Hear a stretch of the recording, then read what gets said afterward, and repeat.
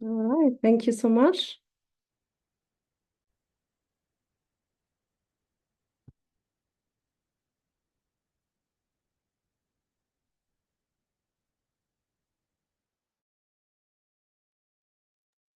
Uh, Ksenia, I think you are still muted, so we can hear you. So you can hear me, right? Now it's perfect, thank you. Okay, thank you.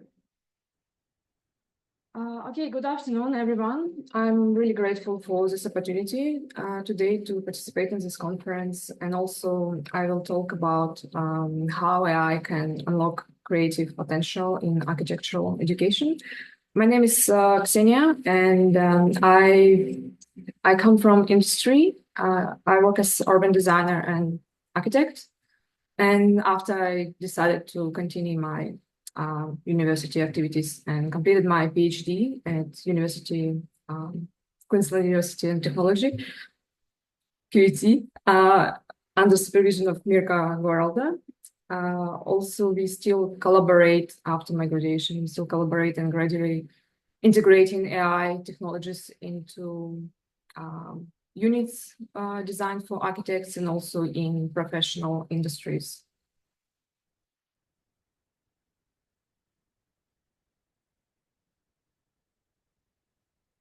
So as I said today, I'd like to share just my experience with teaching architectural studio at QUT.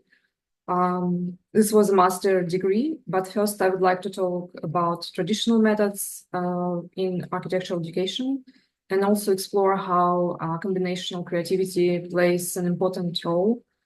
Also, I will showcase one of the students' work, which is very inspiring. And in the end, just reflect on why integrating AI into architectural education is beneficial for future professions.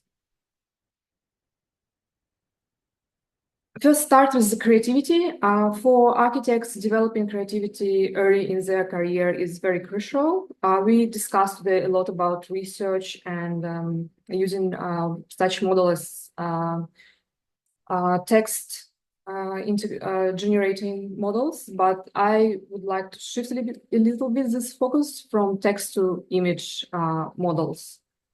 And why the creativity is really important for architects at universities, because reality and everything like real skills and practical skills, naturally they will come with experience.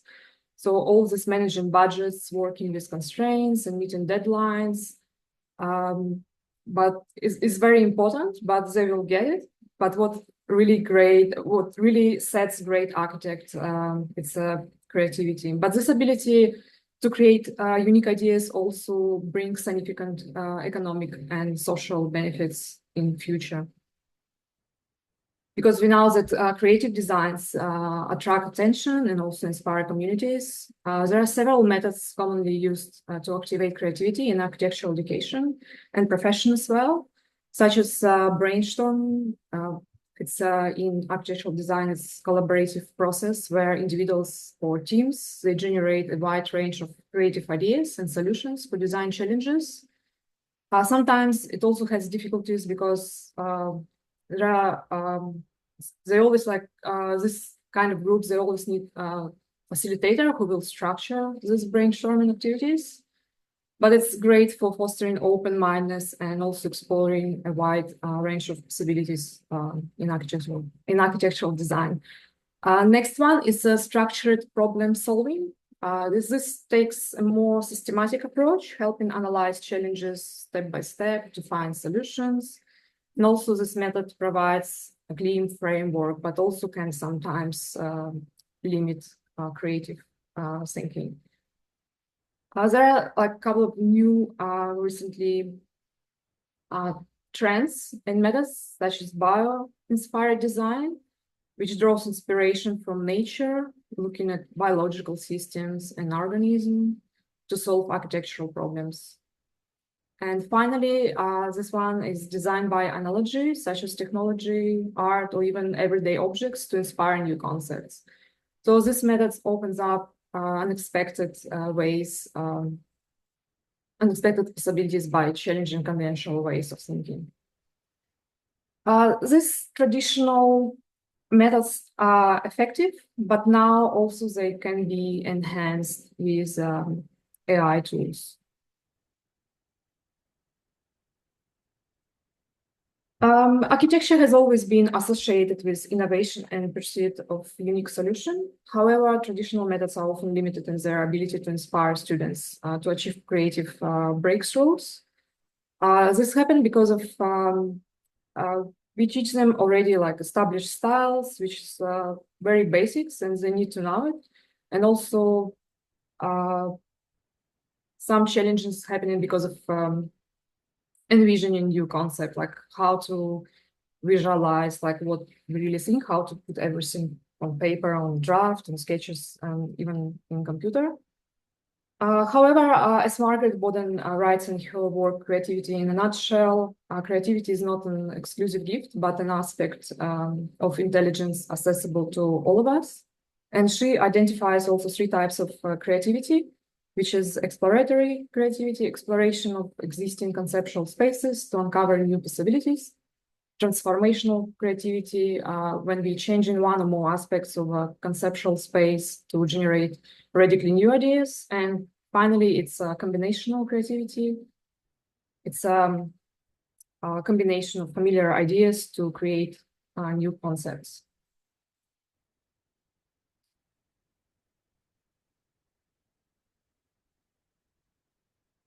The last one, the combinational creativity, is particularly valuable in architectural education, as it teaches students how to draw connections between different styles, concepts, and disciplines. And especially now with the help of AI models, text-to-image models, this merging becomes even more powerful. As students, they can quickly visualize how like elements from different objects, they can come together in really new, unexpected ways. Now just a quick example, how does this integration actually work in the design process? To make it clear, I choose this example of an apple and a blueberry. So first, for example, we now like an apple, we now a blueberry, but we want to create something new. Imagine if we simply tell an AI model, example, Midjourney, to merge an apple and a blueberry, perhaps we will get something, this will interpret it literally, and we will get something like on the first picture. While this is technically a combination, but it's not truly a new fruit. It's just two elements placed together without any innovation. So this is still clear, this blueberry and apple.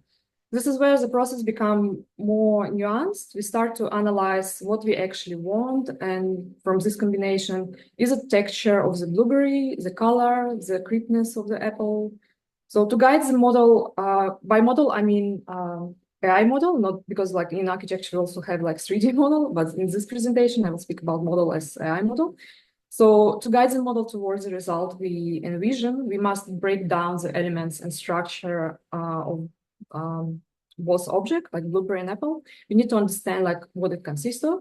So, sorry, this means we need to test and iterate on different components to generate novel outcome.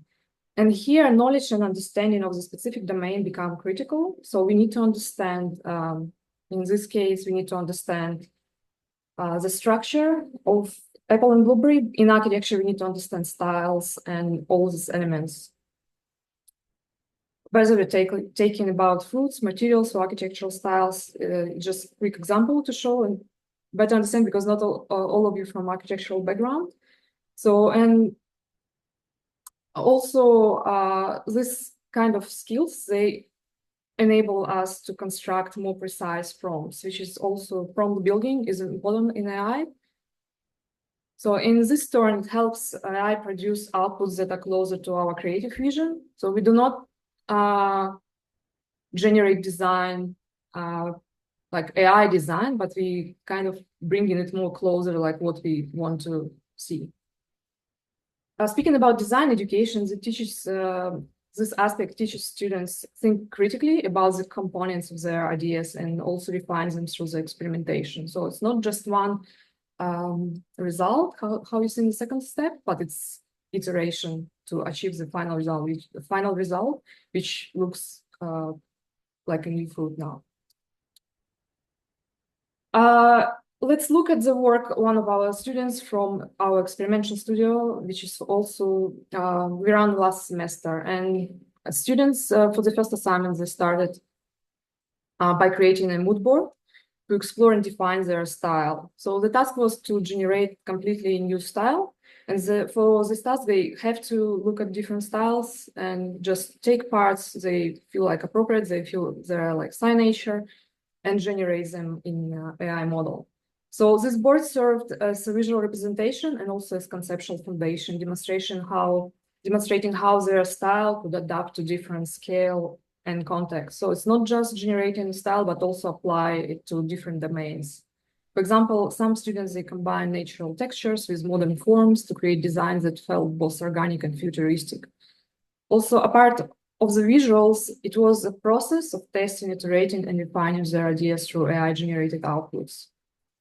Students, they needed to break down familiar styles into elements like colors, textures, and form. Here are some examples of existing form exploration and how these like columns combining with some fabrics were turned into these architectural elements.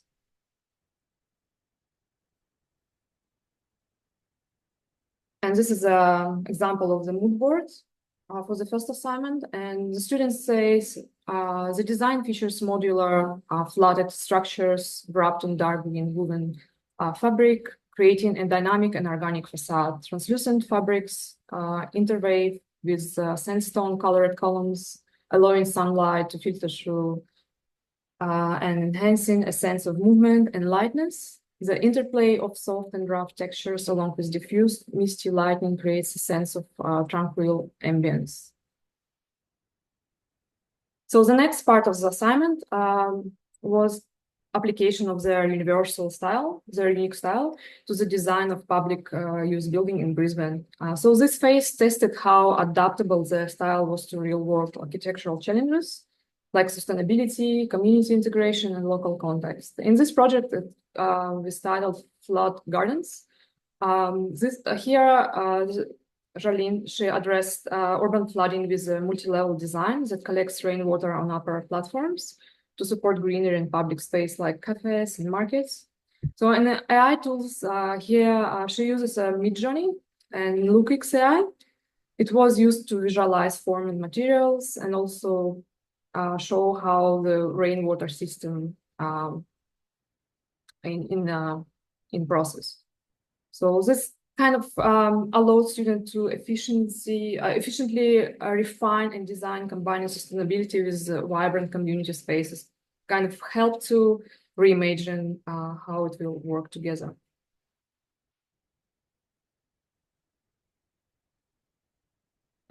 In conclusion, integrating AI into architectural education is about transforming how we think. It's not just about learning AI, but it's also transforming our thinking. It also transforms how we create and how we approach design challenges. Through this process, we can develop at least 4 essential skills that prepare us for future profession. First is prompt building for precise idea expression. Learning how to refine prompts also gives us deep understanding of design elements, because we cannot build good prompts if we do not understand elements. Otherwise, we will just get blueberries filled in apple. And also, we learn how to communicate with AI, because it's a little bit different process. Now we need to learn language rather than we approached it differently before. And the second one is the development of critical thinking, as we already seen that AI does not replace creativity, it enhances it by challenging to think analytically about decisions. So students also must evaluate AI outputs critically. They cannot just use like what they attempt from the first time. So they need to iterate the design, decide what works, and refine their decision like again and again. So this kind of builds problem-solving skills that are also very crucial for their profession.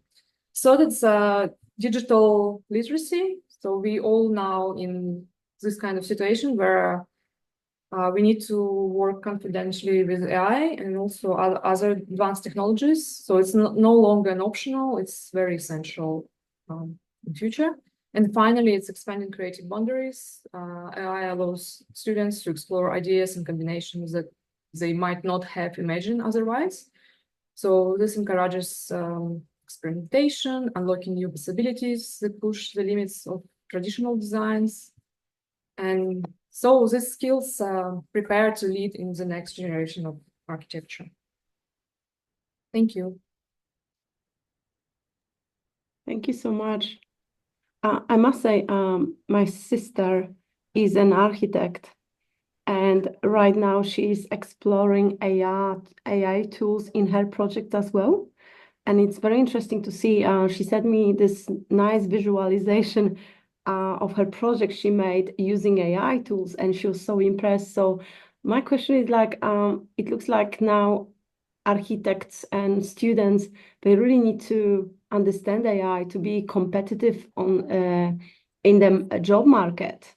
Otherwise, it will be very difficult to present your projects and visualization without using the current available tools. Absolutely. There are many companies already, like lead companies. They use hello, Umar and Iki. Please drop your contact details on the chat and the Practora team. Me?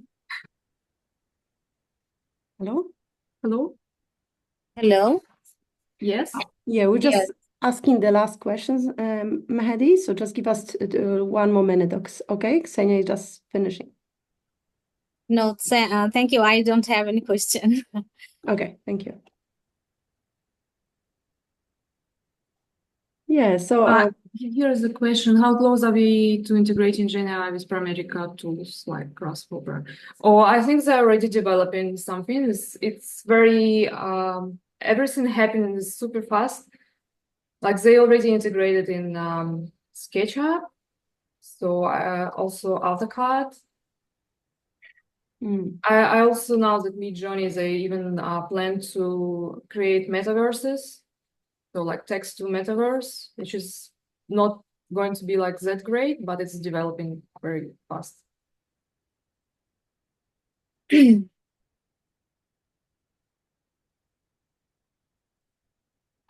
What ethical concerns might arise from using AI in architecture, particularly regarding the originality designs, intellectual property, and the potential for automation to replace human creativity? This is a very broad question. It's a very good question. Thank you for this question. I can discuss it like next 50 minutes, but just briefly to say, there is like not many changes happening like how we approach it before, because also when we design something, we always look at databases. So we also use this kind of analogy creativity. So when we find good ideas and we try to combine them, but before we had like, we have to find everything ourselves. Now this database already in these models. So, and what is very important is create not just, like you generate and you think this is your design. It's not. You really need to go through this iterative process to achieve what you really want. And there are like another option, because now this is very also common, fine-tuning the models. You can just train your own model on all your styles you prefer, and it will generate your unique design. And it will not take anyone's job, but it will take job if people who can work with AI and people who cannot. Perhaps it will be beneficial for people who can use it. Yeah, very good point. I hope all interested people will connect with Ksenia. Use our Padlet. It's the best platform right now because everyone can jump there. And I will just introduce next speaker.